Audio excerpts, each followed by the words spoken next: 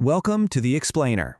We're all about taking big ideas and boiling them down into something clear and, well, focused. All right, let's just jump right in with a feeling I bet you know all too well.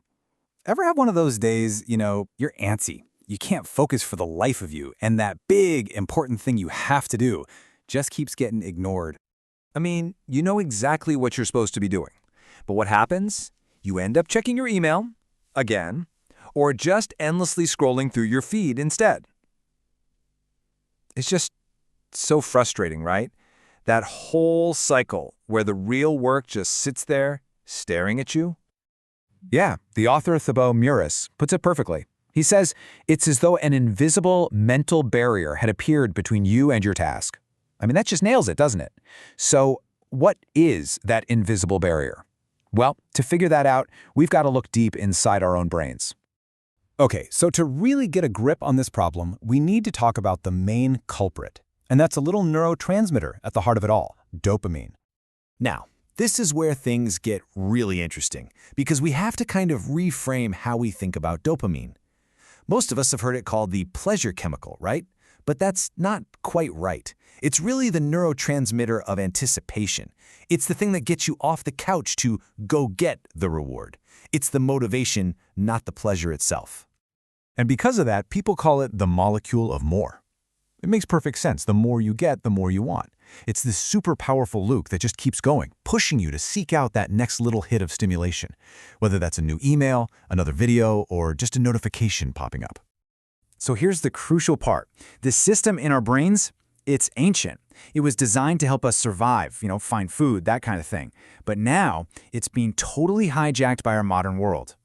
And in this new world, you have to realize that your focus, your attention, it's become this incredibly scarce, valuable thing. Think of it like a currency, and believe me, everybody wants a piece of your wallet. And just look at what we're up against every single day. You've got social media notifications, those endless video recommendations. Even that little ding of a new email feels like a reward, doesn't it? And yeah, even highly processed foods play into this. They are all designed for one thing: to hook you and keep you coming back.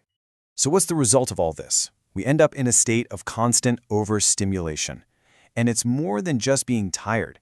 It actually fundamentally changes how your brain works, what it decides is worth your time and energy. Okay, let's just compare these two states. Think about it. When you're in that high stimulation mode, hard work feels awful. It's boring, it's unappealing, and all you want is another distraction. But when you're in a more natural, calm state, that same hard work feels totally doable, maybe even interesting. That gap, right there, that's the invisible barrier we were talking about earlier. So, the big question is, how do we fight back against this? Well, that brings us to the solution.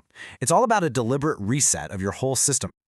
This reset has a name, a dopamine detox. And let's be super clear here. The idea is not to get rid of dopamine. You literally can't live without it. The goal is just to cut back on all that external noise to reset your brain's sensitivity. It's kind of like lowering your tolerance for sugar. Suddenly, an apple tastes super sweet again. Same idea here. You need less stimulation to feel engaged. And really the goal is just so simple. It's to make doing hard things feel appealing again. You're just lowering all that background noise so the signal from the important stuff can finally come through loud and clear. Okay, so how do we actually do this? And don't worry, it's not about locking yourself in a dark room for a week or anything crazy. The source material gives us a really clear and honestly a surprisingly simple 3-step game plan.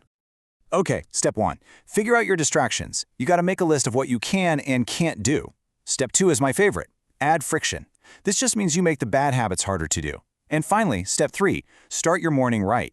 A calm, low-stimulation routine really sets the tone for the whole day. See, it's totally tactical, totally doable. And this next quote just perfectly explains why adding friction works so well. It says, as humans, we're fundamentally lazy. Use this to your advantage.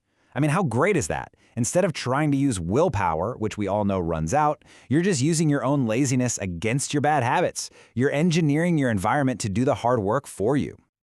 So what does adding friction actually look like? Well, it could be something as simple as putting your phone in another room when you need to focus, or using one of those apps that blocks distracting websites for a couple of hours.